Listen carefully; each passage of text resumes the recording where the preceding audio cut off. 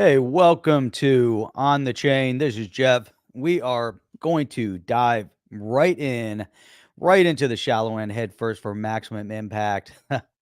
Actually, we've got a lot of things that we want to cover today. We're going to get back into Ripple's stablecoin. Is this a game changer? And what kind of threat does the Ripple stablecoin have towards USDC, USDT, and the new PayPal stablecoin? That out of those three, they have dominated the marketplace, and in comes a brand new newcomer to the space, which will be the Ripple stablecoin. So there's a lot of things kind of circulating in around this. And I also want to touch a little bit about some of the tweets or the X posts that are have been that you've I don't know if everyone has seen them, but there is some things going on in regards to misinformation. Can't really call it FUD. Can't really call it FOMO. Let's just call it misinformation, inaccurate information, maybe hypey misinformation, hypey inaccurate information. And there's some commentary on that as well. And obviously, there could be two opinions out there. There's a lot of fun out there, but want to dig into that. We're gonna go through a lot. It's gonna be a whirlwind today. There were some things that I wanted to cover yesterday we didn't get to yesterday. Some really nice articles from Bill Morgan, Monica Long, Panos, Crypto Eddie, and an article from Jeremy Allaire, who is the co-founder and CEO of Circle. So we got to stay tuned for that. A couple good videos that we're gonna watch. So if you guys are ready, can't forget about David Schwartz or Joel Katz over there on X. We might even start with a comment directly from him that is on X. So you guys are ready. I think I'm ready. I think we're going to get this thing going. So let's go. Welcome to On the Chain.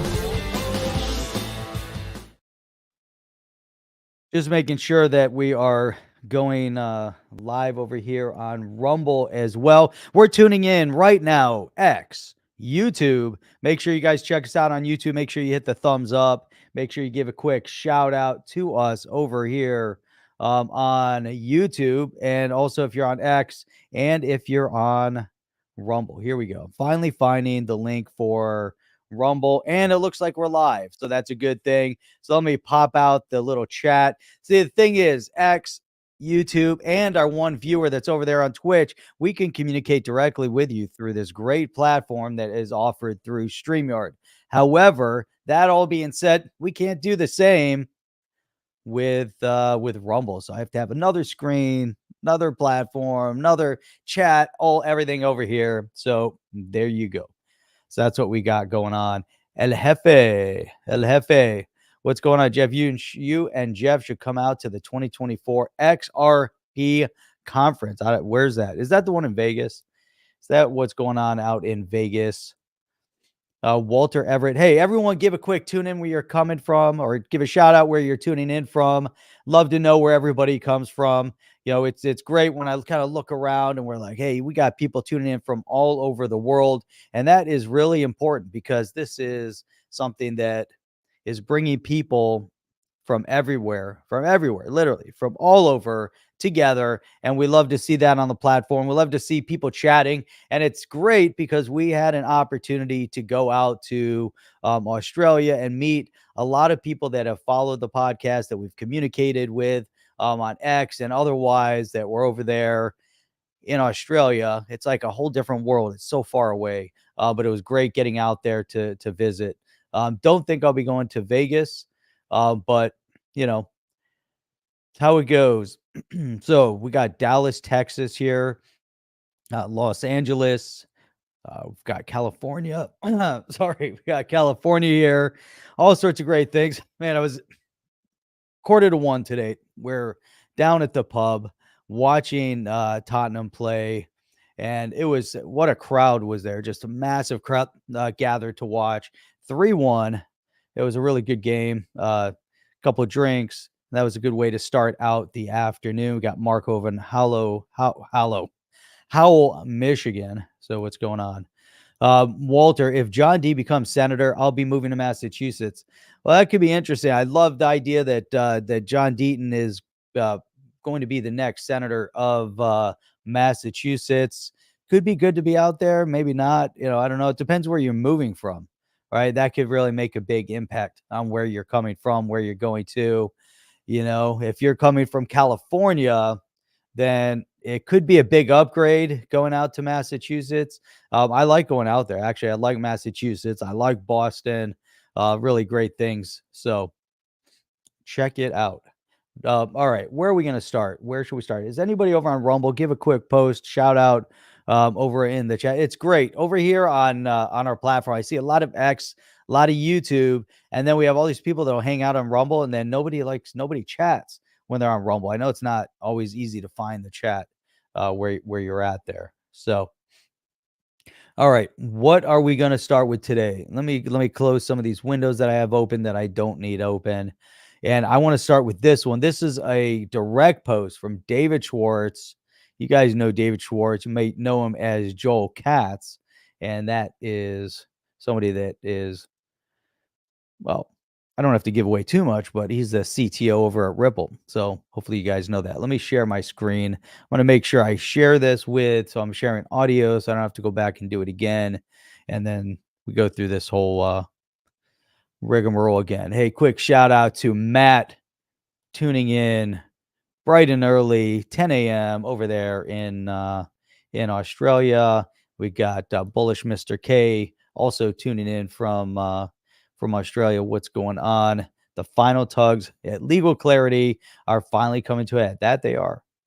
Yes, they are. It's going to get a lot more tense before it doesn't.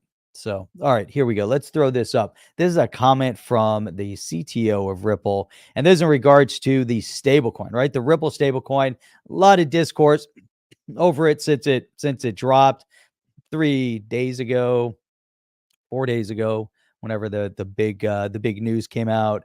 And yesterday we got to talk about it, and we're going to talk about it some more today. Why? Because we got to figure this out. Is it a game-changing solution? Has Ripple done something that will change the fabric of crypto for good by bringing out this stable coin? And what is their stable coin? What is the direct purpose? Is their direct purpose going to be P2P? Is it B2C? Or is it specific for the institution growth? I kind of have my feeling on it. We read some commentary from Brad Garlinghouse about this too.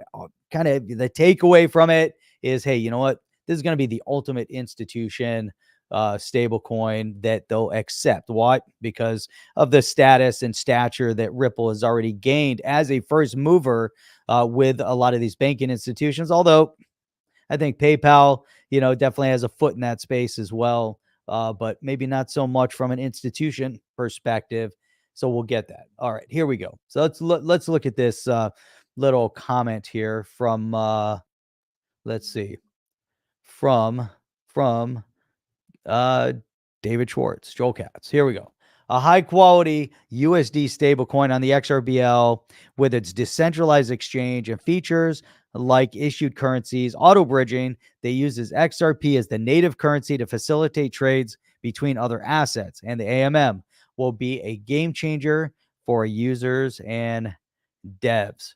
This is it's kind of interesting, the thought process and the direction that these guys are moving in, and what David Schwartz is really alluding to from a development perspective.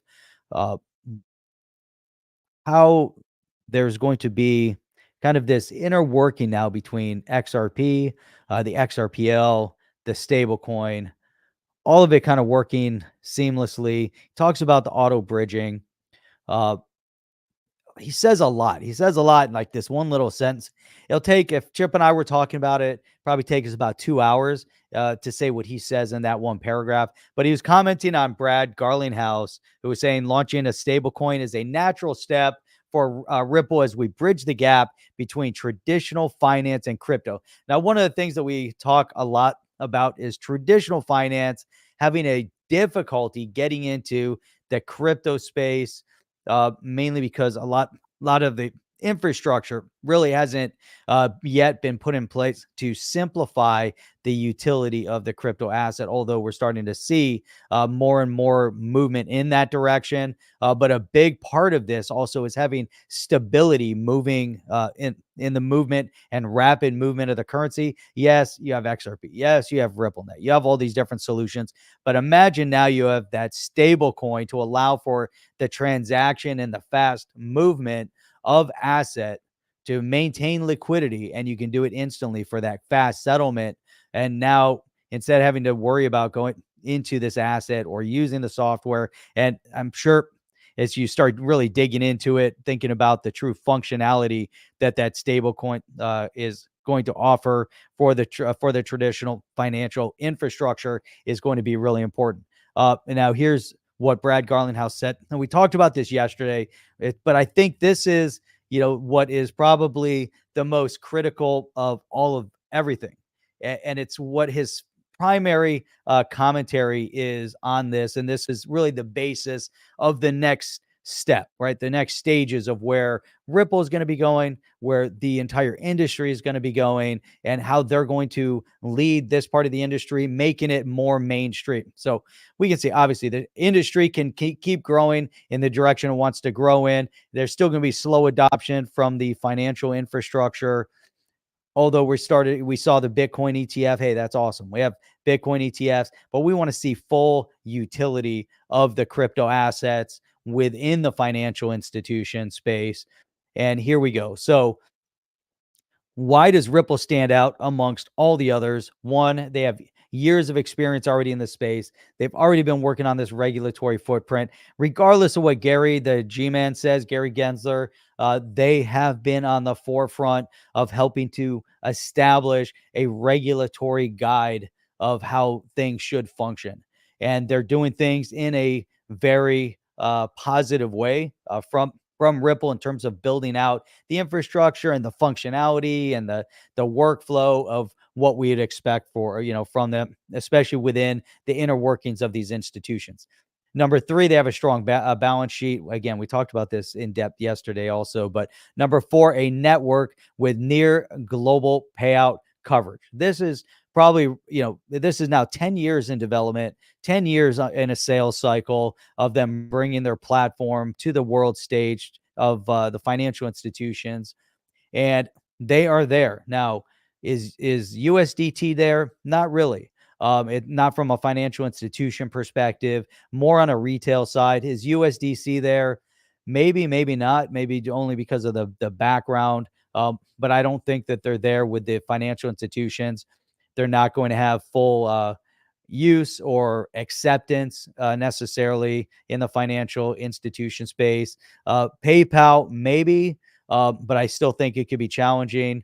And then here comes Ripple with this stable coin, and they already have an infrastructure that they've been putting in place. We have a video that somebody else shared that really highlights and underscores, I think, the thought process that these guys have been going through. Now, 3 years of lawsuit where they're on the front line fighting for this space, and the amount of money they've spent, which is what, 150, 200 million, whatever it is, to fight for the legacy of what they are building up, and also for the industry at large. But I don't even want to take the thunder out of their own words, and so we'll play that here in a second when we get into it. So this, okay, let me I'm going to pull this down. We're going to go into the next one. I want to go back. I want to get into some of the chat here because you guys are saying some really great things. Matt says, does Tether USDT live on Tether chain? Pretty sure it doesn't. It lives on ETH, Polygon, Tron, BSC, etc. So Ripple's USD version lives on the XRPL and the ETH. That's very cool. What's the problem? Good for XRPL. It's good for everybody when you have cross-chain, multi-chain capability. We can't be so centrally focused where it has to be on the XRPL. There's a lot of benefit to what they built over with Ethereum. Obviously, a majority of the space has been built on ERC20, and that has to be recognized. That has to be something that really has helped expand the space. It wasn't just all about Bitcoin, and it isn't all about Bitcoin. It isn't all about the XRPL. Now, if the XRPL can get some leverage and we get the an XRPL type foundation similar to what we've seen with Ethereum, can we get rapid progress and building? Maybe this is maybe this is it. Maybe this bringing it together with a cross-chain capability, is actually really important. Matt is saying institutions could find it easy to go to fiat, to the RUSD, Medico custody, AMM pools, creating depth, and an easy cross-border slippage, reduced transfers using XRP on the XRPL or an EVM. He's saying the problem persists, but imagine now. And then think about the fact that while this is going on, while they're rolling this out, Flare has been developing also and making massive progress. And Flare was all about cross-chain utility with XRP and Ethereum and some of the other assets that they're bringing together for multi-chain, cross-chain interoperability. Interoperability is really everything. If you have the solution that's interoperable, then it makes a major impact. So Matt LaRoche, and with RippleNet, now Ripple Payments, they'd have payout partners in nearly 100 countries or local liquid fiat providers. And there we go. We have Robert Pino. XRP community is the most delusional. Down with the banks. 589, all the money. XRapid, all the money. ETHgate is real. Yeah, you got to stay very, very focused. There is no down with the banks. I want to say that was probably the Bitcoin maxis thought that they were going to replace the banking infrastructure with Bitcoin. Can it be all the money? I think, yeah, people got a little, maybe out of whack there. XRapid is gone. That became ODL. That's the on-demand liquidity. I think that was the XRapid part of it. Now they changed the name. Now a couple times, even ODL has now been changed a little bit, but you can kind of dig down, however you want to talk about it. There's obviously, and this is where you get, and this is actually Crypto Eddie had some tweets on that. We'll get into that here in a minute.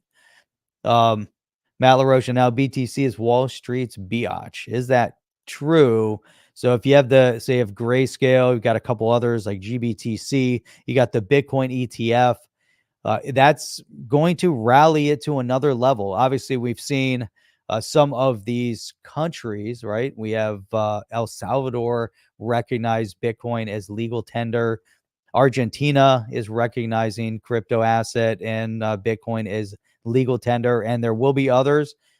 And Wall Street is finally adopting to this idea that there's money to be made, and there's money to be made with Bitcoin, and you don't have to hold Bitcoin to make the money. Therefore, you can have an ETF.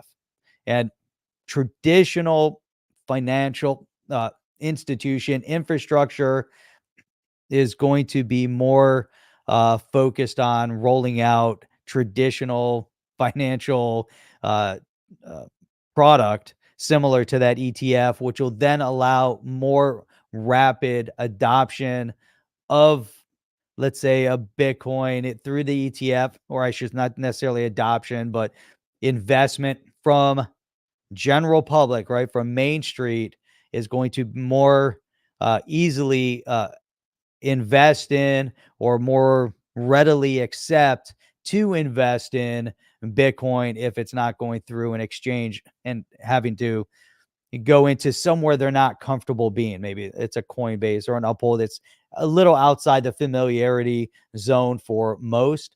And so going through a Fidelity or whatever platform they might be using to invest into, let's say GBTC, is a known, and it's a comfort zone, because now you're buying an ETF and you're buying it from a known entity, and you're not subjected to, trying to figure out how do you set up a crypto wallet and all of that. You kind of skate around it. Do you really own Bitcoin? Not really. You're doing it through an exchange traded fund, through an ETF. But hey, there you go. It's definitely a way, and it's exciting to see. It's exciting to see the direction that we are actually moving in. So there's something else. Actually, Crypto Queen had shared this for us to talk about yesterday. kind of highlighted it for a second. Then we didn't really dig into it. So I want to dig into this article. Then we're going to talk a little bit about some X posts from Crypto Eddie. There's another good video that actually was put up by Rob Cunningham, and I want to show that video. Then some commentary from Bill Morgan, some questions, some commentary from Monica Long as well. So we'll get into this, but let's get into this take. And I think actually, as I read through it, it was good. It was actually really good, all about the stable coin. So, and is the stable coin going to be the global currency? Probably not. Is this going to help financial institutions move money? Probably yes. Is the U.S. government going to adopt a whatever this stable coin is called, and all of a sudden we're going to get rid of the USD? Probably not. I don't think that the US dollar is going anywhere. If they decide to digitize it through some sort of a CBDC, which there's a lot of opposition to having the digital dollar without knowing that there's privacy, security, and making sure there's zero programmability. I don't see the US in anybody's near future relinquishing the sovereignty that they feel that we have over our currency, over the US dollar, although it does go back to the Federal Reserve with, and we won't get into all those the intricacies, but let's call it the sovereign currency of the United States, which is the US dollar, right? And it can only be minted. And so and the government has control over that part of the process. And so that doesn't go away, and it's not going to go away anytime soon. So you kind of start walking down this path with will a country, will a sovereign nation decide to give up its sovereign right of managing, maintaining, and issuing their own currency? You take the currency away, and you have a lot of problems. You have a lot of strife. Look at some of the countries that have they had to rely on the US dollar because their currency completely out of whack in terms of inflation. You could look at, what happened in El Salvador. There was and there's other countries around the world that have been very reliant on the USD. Or, now at this point, they also won't fully relinquish, but they, is like the last ditch they had to relinquish. You can look at, we can have a whole show dissecting the euro, and I have my own thought process, even goes back years before the euro was even issued, of the problems. And there were a lot of problems that had been caused with the issuance of the euro. And I still think there's still some destabilization factors in parts of Europe due to the euro. And so because countries relinquish their sovereign right of having their own currency, and then they become subservient to the whoever is going to control them at that point. But that's a different subject. Let's get into this. Malarish, first, the USD had gold as its base and convertibility as its use case. This ended with Nixon. Then its use case became an oil energy token, petrodollar. Now that's ending. So what's next? What is next? That's a good question. Let's see what kind of commentary we can get over there. So, all right, where were we? Oh yeah, let's go back to this. I'm going to tag your post there, Matt, and that's interesting. I kind of like that question. No more gold standard. Maybe the petrodollar at this point coming to an end at some point. What is next? What could be the next big thing? That's good. Okay. Yes. What's going on? Crypto Navigator running solo. That's it. Okay, here, let's pull this up. It'll be a little bit. So, and then what do we have here? Crippen Reader. So I got German US flags over there. So perpetual education on all DLT related topics. Okay, this is great. So, but as I was reading through this, I like the commentary, right? Because there's still some discourse out there that XRP is gone. So here, does this imply that XRP is doomed?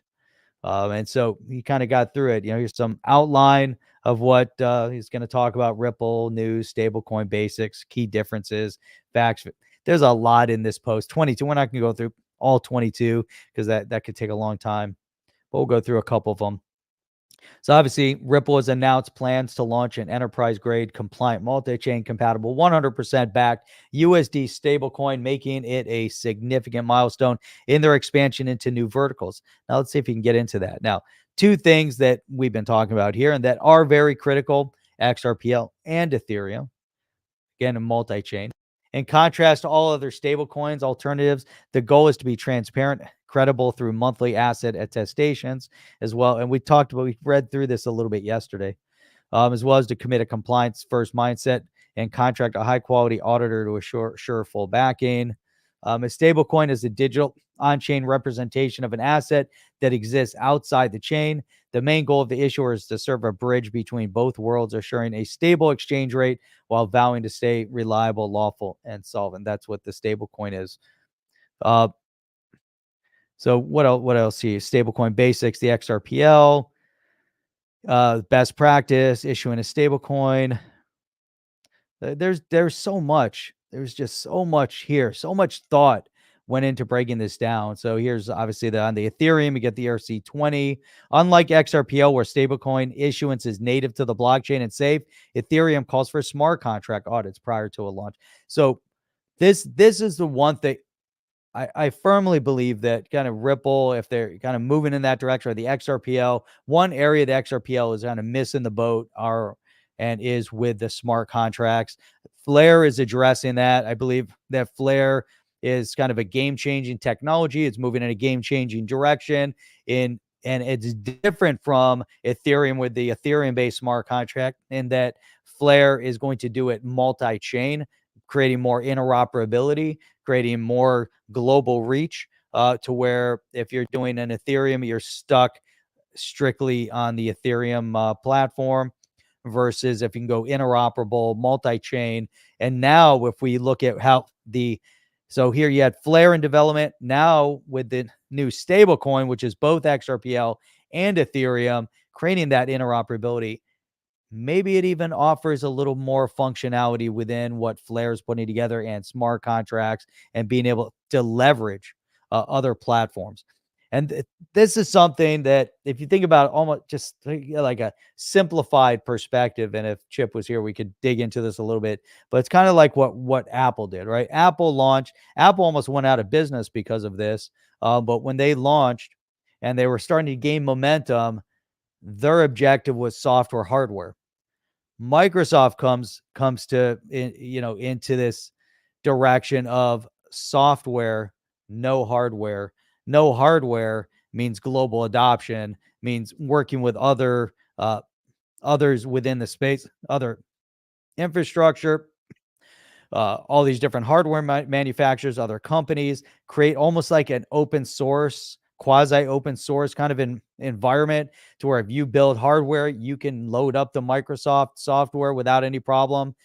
Apple, the exact opposite. They tried to stay super, super centralized, created a silo, and at those early stages almost cost the business, whereas Microsoft was expanding rapidly and popping up on platforms all over the place. Obviously, things have changed a little bit for Apple, especially with all the gadgets and the iPhone, etc., and some of the technology they've launched. But if I think about that from a perspective of, are we going to be better off being interoperable from a financial perspective, a financial asset perspective?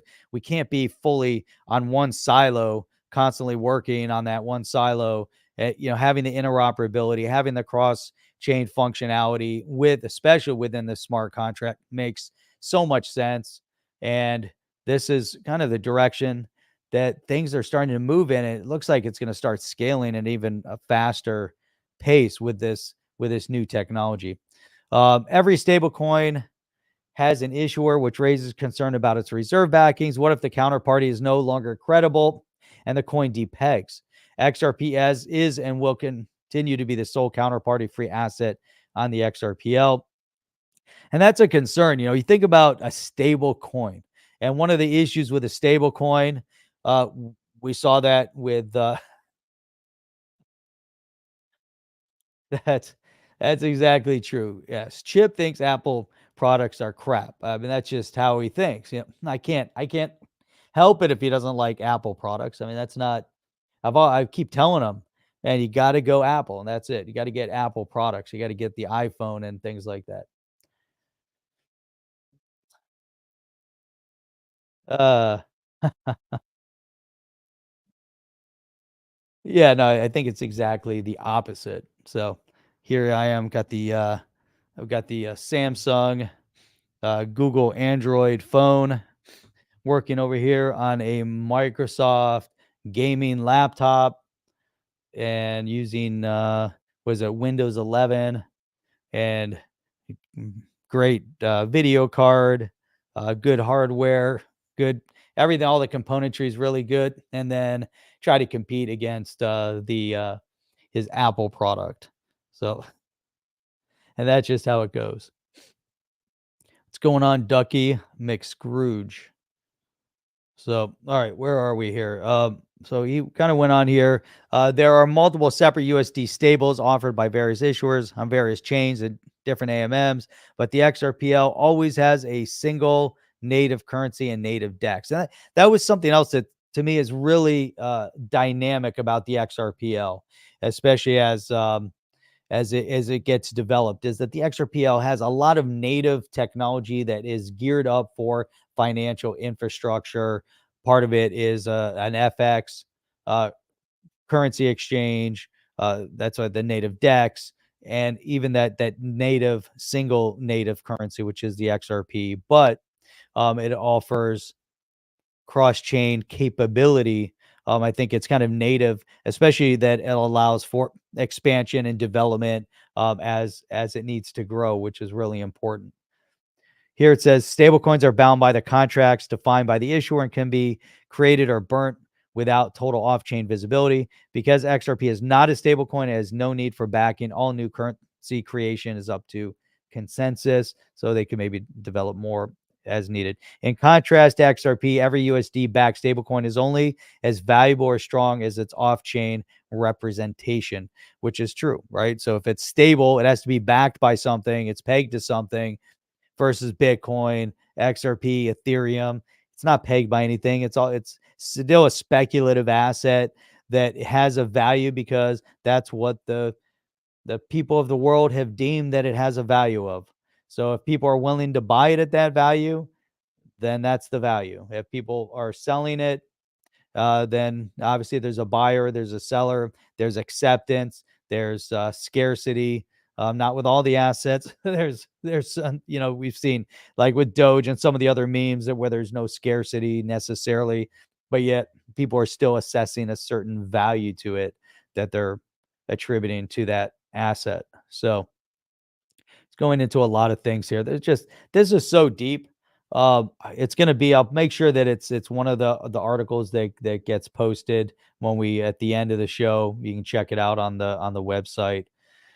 Lots of great stuff in here. I really like reading through this. I thought it was really well thought out and kind of going through all the details here. So there you go. More stable coin. That is what we need. We need a more stable. I always thought that the XRP was the best stable coin ever made because it got into these cycles where it didn't have massive fluctuation. So it kind of hit a certain area, and then there was kind of a range of expectation that it hovers at. So right now it's in like that 58 to like 64 cent range. And it's always in that 58 to 64 cent range. And versus if we look at like Bitcoin is in a range where it could be 60,000 or it could be up to 70,000. Maybe it'll drop down to 58,000, 59,000. I mean, it's just like this fluctuation. It just seems like there's a wide range. Ethereum was what, like at what's it at right now? Forget what Ethereum is at, but it also looked like it had this wide gap range to it. But obviously, a stable coin that's pegged has to be fixed. it's still not going to fluctuate. But anyhow, that's kind of my 2 cents on that part of it. All right, let's dig in. What was the video that I promised here? Here it is here. So Crypto Eddie had this really good post with a good video on it that was talking about hang on a second, let me zip this back and then we'll go full screen to it. Let me get this up here. 13 days to the halving. Say it ain't so. 13 days. Do we know that for sure? It's 100%. It's going to be April 20th. 100% for sure. The halving could be big. Could be really big. Yes, it could. Okay, Matt's posting all sorts of good stuff out here. Says I need an Android hair shaver. Actually, not. It's what is it called? There's it's a Pitbull, something like that. I forget who makes it, but it's actually really good. I use a head shaver, specific head shaver. It's really good. All right, what are we doing? Let's post this here. Okay, so this Crypto Eddie put this out. This Austin Federa, head of strategy at Solana, sits down with the director of Circle, Sam Seeley. This was just a little over a week ago. And what is this talking about? And what she says here, the competition in the stablecoin market is going to be intense. The fastest growing crypto network, Solana, and add USDC stablecoin for their payments. Put that together, and what do we get? That's the video we're going to watch here in a second. George, what's going on, George? What is up from Gold Coast, Australia? What a great place. I love the Gold Coast. It was really great. I was sitting out drinking coffee this morning behind my house, and I said, you know what? I feel like I'm at the Gold Coast. When I was in the Gold Coast and I was sitting there drinking coffee next to the pool or looking out over from the hotel room, looking at the golf course, and I'm drinking coffee. So it's beautiful here on the Gold Coast. Feel like I'm at home. Such similarities between the two locations. Really, really great. So you kind of feel at home. All right, so let's look at this. Let's watch this.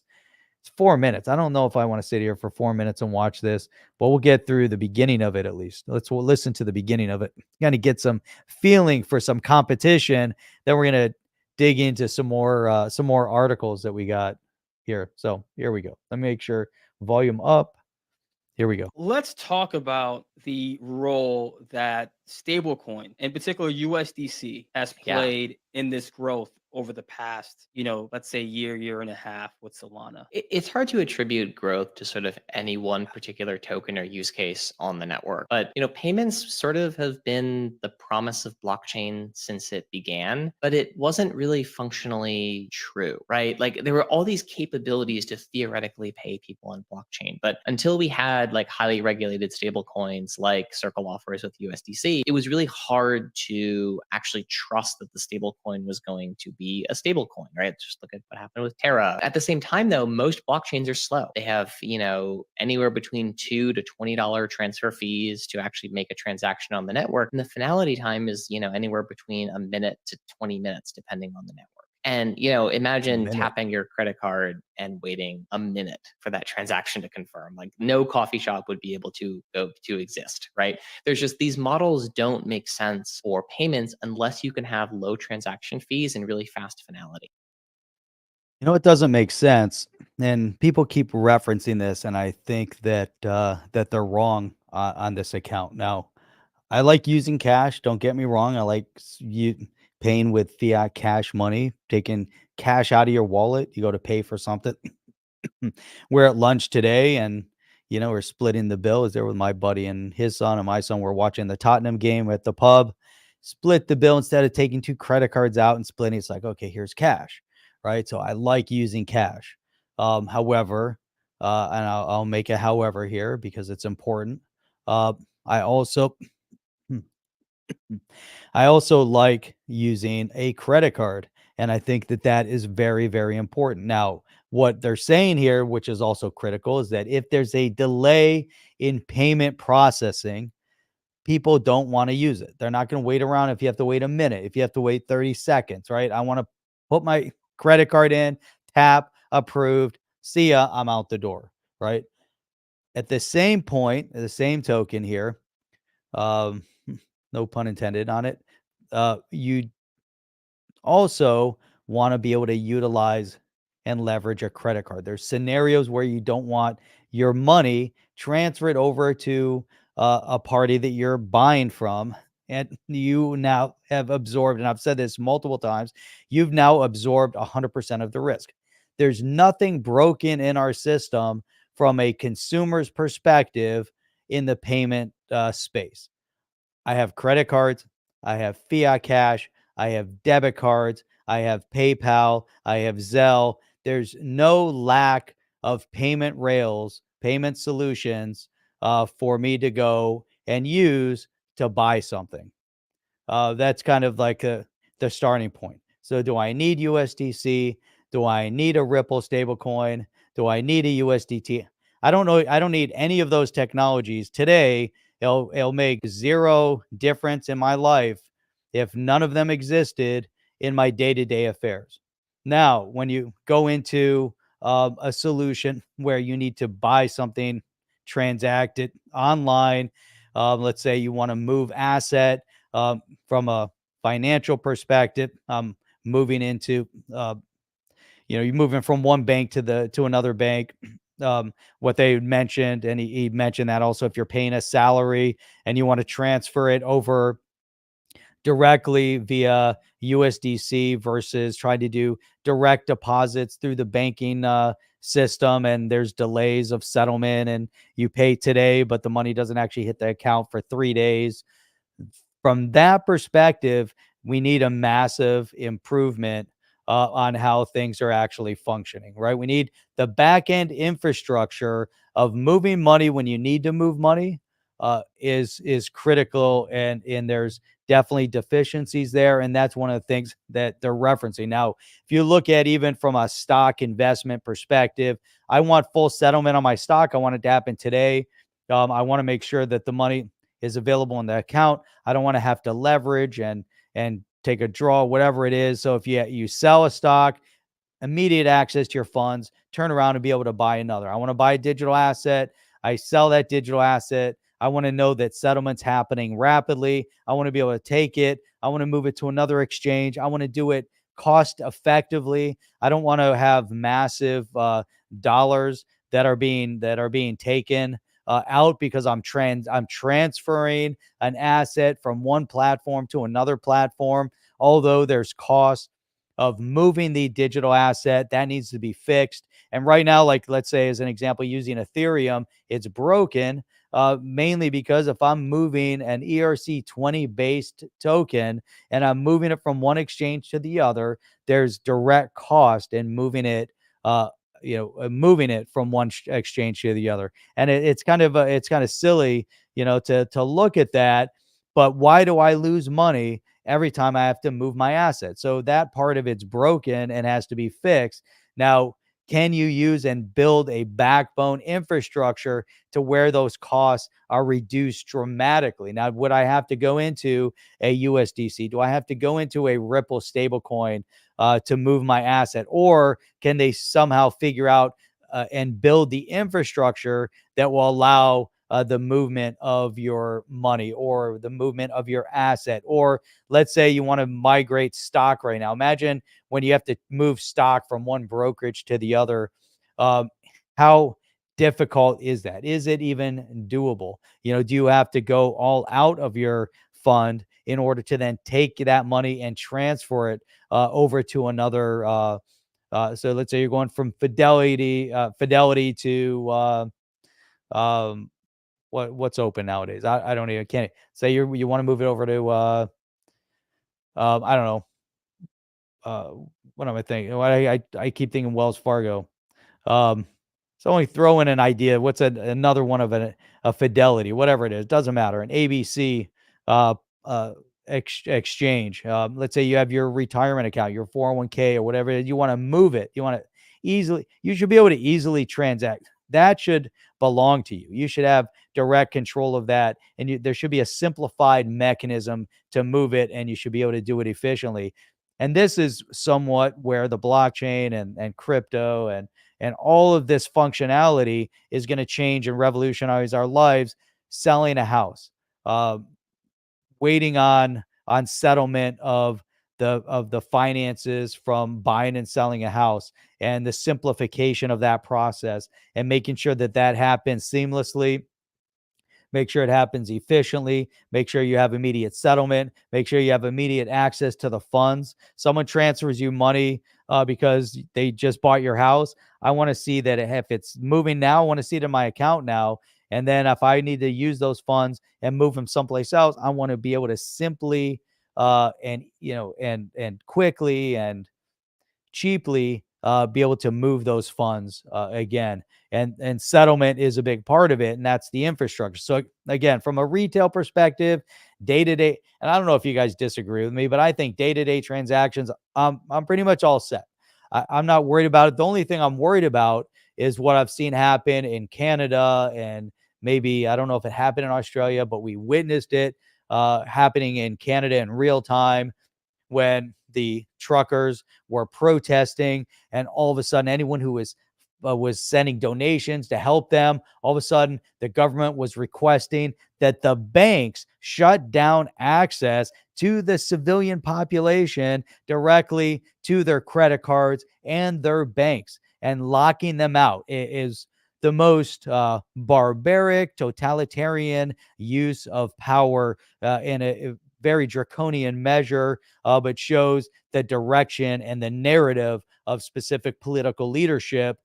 That's something that you have to be very cautious of. And that, from that perspective, with these centralized controlled entities, if they're subservient to the government and the government has that direct access, then obviously we need another way, right? And that's where, if I want to have my money, maybe my credit card is now backed somehow. The treasury of the credit card is crypto. I don't care if that's the case. The backbone of it is using crypto. If the backbone of my financial institution is transacting the backbone through a Ripple stablecoin, or whatever it might be, hey, that's great. As long as there's zero programmability, if the government has oversight into that digital asset, there's zero programmability. I have full privacy of movement of my asset, of my money, etc. And that's the cautionary tale of the digital asset space. But that's kind of the direction I'm looking at. And there's so much discussion over, I want to be able to use my crypto to buy stuff. I don't want to use my crypto to buy stuff. I want to use my credit card. And that's it. I think it's pretty straightforward. If I want to use cash, I'm going to get cash. I want to use fiat cash. If I need to buy cryptocurrency and then migrate it from one platform to the other, maybe it goes into XRP. Maybe I want to put it back. If I need a safe spot to put it, I'll move it into a Ripple stable coin. If it's accessible to retail, maybe it's only going to be institution. Not sure, but it's kind of, and then, I mean, the sky's the limit, I gotta believe, right? I'm sure there's smarter people out there that are thinking of ways to implement all of this stuff. Jim D, USA is shutting down access to retail's cash in a clever way, seeing lots of random ATM card read errors lately, forcing you to wait a few days or going to other branches. You know what? I did hear someone was saying that they went to the bank and they couldn't take money out. There was like an issue with the ATMs. To me, that's scary, especially if you don't have fiat sitting at home, which you should have. You should always have a security stash of fiat just in case. I think about it, because of hurricanes and things like that, but you should always have it available. Credit card, where you don't have to worry about going to the ATM to get cash. You have the credit card. Again, the problem is if there's this entity that might shut your access to your credit card, but then if you have the credit card, you don't have to really worry about cash necessarily, unless you need cash because you can't use the credit card because power outage, etc. So that's always issue, definitely problematic. Okay, let's go back into this. What time is it? I can't believe I'm spending so much time going through this stuff. I had some other stuff to go through too. I thought that was interesting. Let's drill down and go through some of these others. Here's one that I thought was really cool. Let me see if I can even get to the video. This is cool. All right. And I'm glad this is here because I think this also kind of opens up some eyes a little bit into what's going on. And this was, let me share it. Hang on. Bear with me. This was Rob Cunningham. I don't know that I've watched Rob Cunningham's show, but it's an interesting post. He's asking interesting questions and then showed a very interesting 40-second clip that I thought was also really, really good. I'm glad that he posted it up there. So what might our monetary world look like after the Tether fraud disappears? Circle is left to support USDC, stablecoin, and Ripple, plus XRP supports both the US and all the world stablecoins. Now, I don't know that final question is going to be accurate. I don't know that Ripple is going to support the US and all other world stablecoins, but he's asking questions. And he goes into how important is liquidity to financial markets? How important is soundness, confidence, trust, and transparency to the healthy function of markets? How transparent is Tether? How transparent is Ripple? And he kind of goes in, but what I like about all of this is, this video that he posted here. Yeah, we're supposed to have Rob on the show. We need to get Rob on the show. Someone get Rob on the show. Come on. Here we go. Chip. What is Chip? We're supposed to have him on the show. Where is he? Yeah, I haven't, not that I don't want to watch it. I just don't necessarily have time to watch a whole bunch of different things. I watch our show. How about that? I'm getting more actively engaged on X, so I'm able to do stuff. I like reading stuff. I like fast going through and reading. Glad Chip's been communicating with Rob because I love this. And he said he would come on. We're going to get him on. I'm going through this, and this is like in my brain, right? This is like everything that he asked here has been lurking in my brain, right? And all of this stuff. That's why when I saw it, it's kind of scrolling through. I'm like, boom. I said, wow, this is like exactly what the stuff that I've been thinking about. Why the uncanny parallel between the USDT supply and Bitcoin price movements? Why is there no publicly available audit for USDT? Why do we have all those problems with USDT in the back, before? I love this, though. This is such an important question. How important is soundness, confidence, trust, and transparency to the healthy function of markets?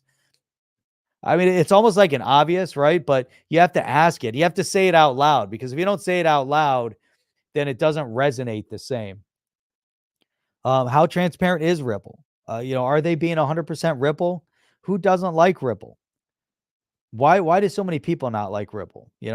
Are there people out there that don't like it, or are they just anti-XRP? Who stands to lose the most when Ripple and XRP succeed? That's a great question. If Ripple succeeds in their endeavor, and there's another video, but if they succeed in their endeavor, who loses? Does the banking infrastructure lose when they actually start working with the banking infrastructure?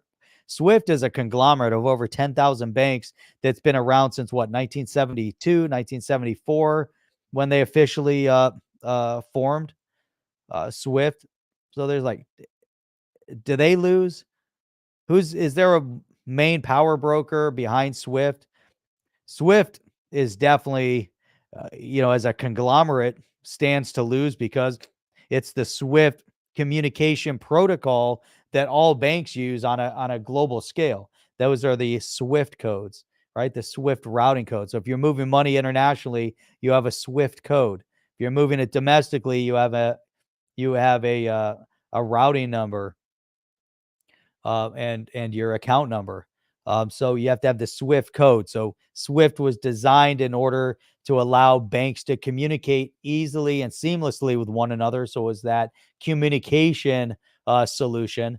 Wasn't meant as a settlement solution, but is there a power mechanism in place? What a great question. I absolutely love the way that was all put together. So, but this is what I wanted to also play right here. So let's play this real quick.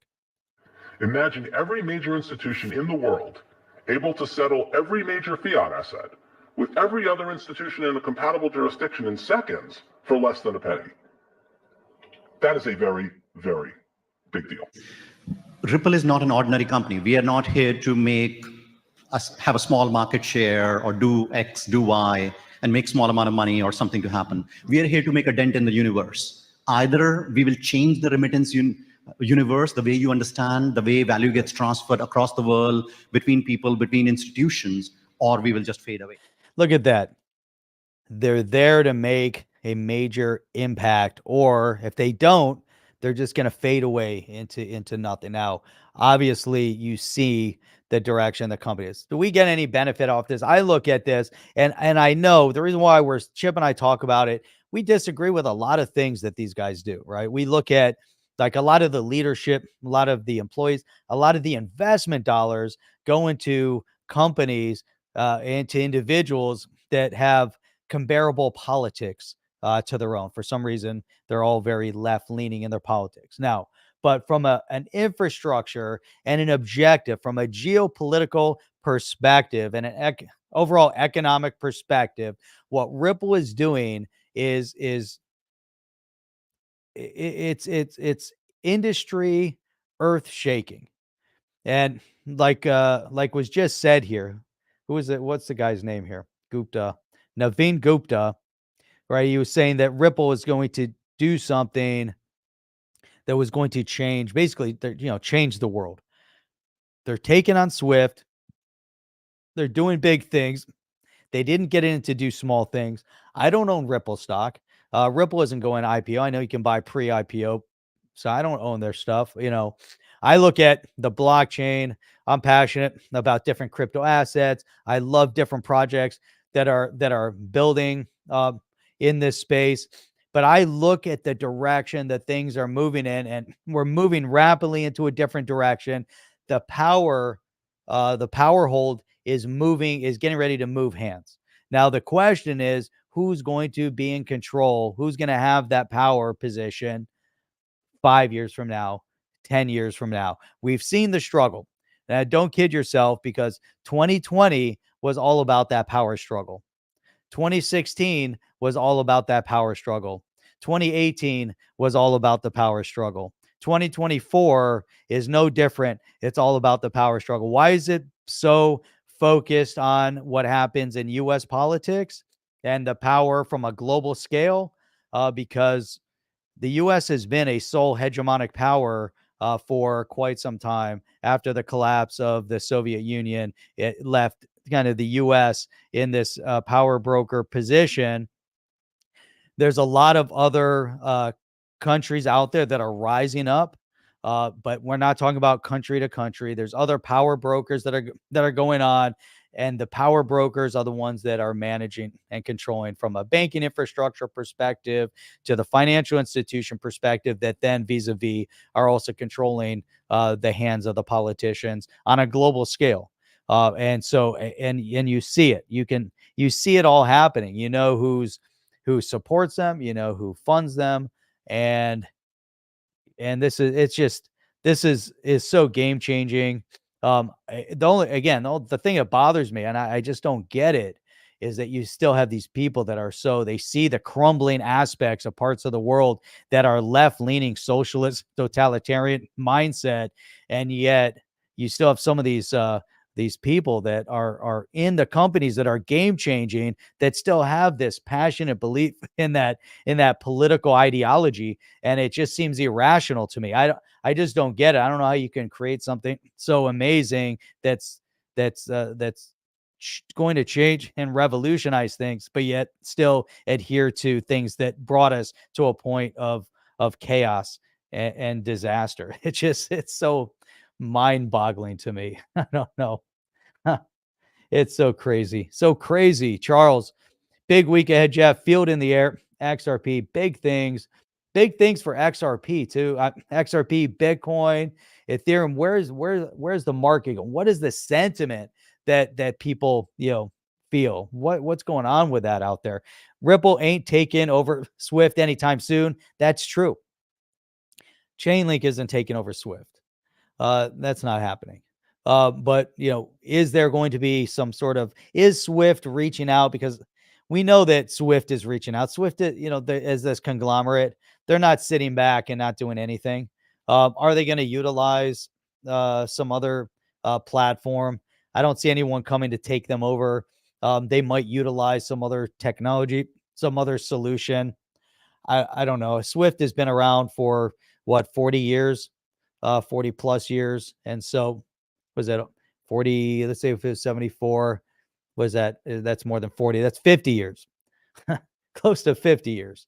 So there you go. I mean, that's, yeah, I don't think they're going away anytime soon, but they also see that they control everything. They control all movement of money on it from a cross-border perspective. And that's changing. That's definitely changing. They definitely don't want to give up a piece of the pie. They're going to do anything they can to hold it. At the same time, competition is healthy. They don't like it. They don't like competition. Ripple is and working on creating this solution so that will create healthy competition. And I think that that's important. I think it's whether they're working on, and I don't know for a fact. So if they are integrated with Chainlink, I'd love to see the documentation. I'll research it. I'll look it up to see if they started working with Chainlink. I don't know. They probably see the writing on the wall. If they did, if they didn't, I don't know. But competition is going to be healthy 100% for sure. And we definitely need to see that. We definitely have to have it. Look at this. We went through a whole bunch of stuff and we still didn't get into everything I wanted to, but I am going to end with this here. This little ditty. No, this is actually a post from Jeremy Allaire. What's up, Charles? Thank you. Appreciate that. XRP eclipsed the SEC. The SEC is not happy. They are definitely not happy. Gary Gensler definitely not happy. Gary Gensler definitely one of those that are trying to maintain power and some sort of a power struggle with the power broker to be. So what do we got here? Hang on. Let me go through this comment. Look at, we're over the time, but hang on. Jim D, what motive does the money banking cartel have to speed up settlement when they make bags of money holding everyone's money? Exactly. Yeah, that's a great point. They don't like it. They don't want to have it. They don't want to see your money move rapidly and cost pennies on the dollar. They're going to fight it tooth and nail.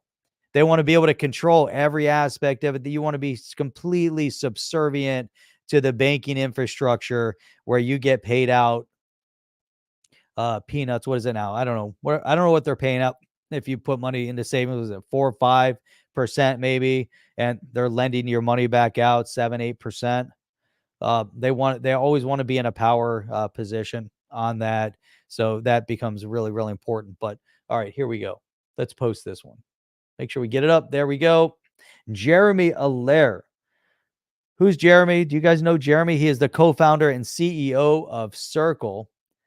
This is a stablecoin, right? USDC. Check this out. Welcome to the dollar stablecoin party, Ripple. It's encouraging to see more companies taking a compliance-first approach to building on-chain dollars. Congrats on taking the plunge. That's big. That's really big. I love to see that. He comes out, doesn't bash it like you see some of the nonsense in the X space, in the community. You see all the bashing. You know what? Jeremy gets it. When you have more competitors in this space, it also becomes more accepted on a massive scale. If you're only one, people are like, "Oh, you control the space." Not sure I like it. If there's two, okay, hey, I get it. There's two options. I think, it's getting a little closer to me wanting to use it. There's three. Hey, I'm feeling more confident, but guess what? The third one can't show its backbone. It doesn't have any transparency.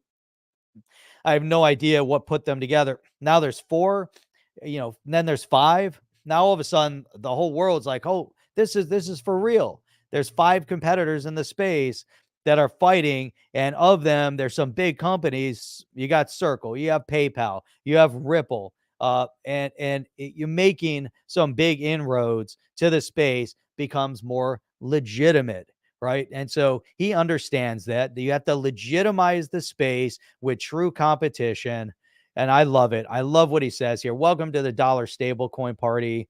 It's encouraging to see more companies take a compliance-first approach. I know I'm reading again. To building on-chain dollars. Congrats on taking the plunge. That's huge of him. huge post right there. Really important. And if anybody thinks otherwise, man, go do your own homework. That's all I got to say about that. I don't know. That's a good question. Very, very good question. Why didn't they use the XRPL? I don't think the XRPL was ready. I think the XRPL overall didn't seem like super friendly to some of these companies building on it. And I don't think there was a big focus on utilizing the XRPL for anybody else to do big things on at that point. I think it's getting to that point now where it has to happen. But even then, we can get into that another time. So you guys are amazing. Love you guys. Joining us here on the show. We've got X, YouTube. Nobody's on Twitch. I don't know what happened to Twitch. I don't know what happened to our one viewer over on Twitch. We rely on you to show up, and I don't know what happened to our one viewer over there on Twitch. And I got to close out all this stuff here. And let me see here. Let me get rid of that. I don't know what I did with the Rumble. I think I might have accidentally. Oh, no, there it is. Just want to give a quick shout out to everyone viewing on Rumble as well. So he got twitched off. That's exactly what happened. Hit the likes. You guys know what to do. It doesn't matter what platform you're on. Let me stream this across right here. Let's get this going. Where is it? Come on. Here we go. You guys can do this. This is what you're going to do on YouTube, right? You're going to hit the subscribe button. You're going to hit the bell notifier, and you're going to give a thumbs up. If you're over there on X, you're going to follow. I don't know if there's anything else you can do. If you're over on or subscribe, whatever you got to do to follow us on the chain, go to _the_chain over there on X, and make sure you're following us on X. We'd like to see a consolidation of all of our great views, because we are streaming over there on X, on Chips X, my X, and on the Chain's X. Make sure you follow us also over on Rumble. So go to On the Chain. You're following us on Rumble. You can follow us over there. Do all those great things. You guys are amazing. And we will be back Wednesday. I hope I can be back Wednesday. If I can't make it back Wednesday, then there might not be a show Wednesday. I'm going to try to get back. I got to stop this thing. But plan on Wednesday, 8 p.m. Eastern Standard Time. Share the replay on all platforms.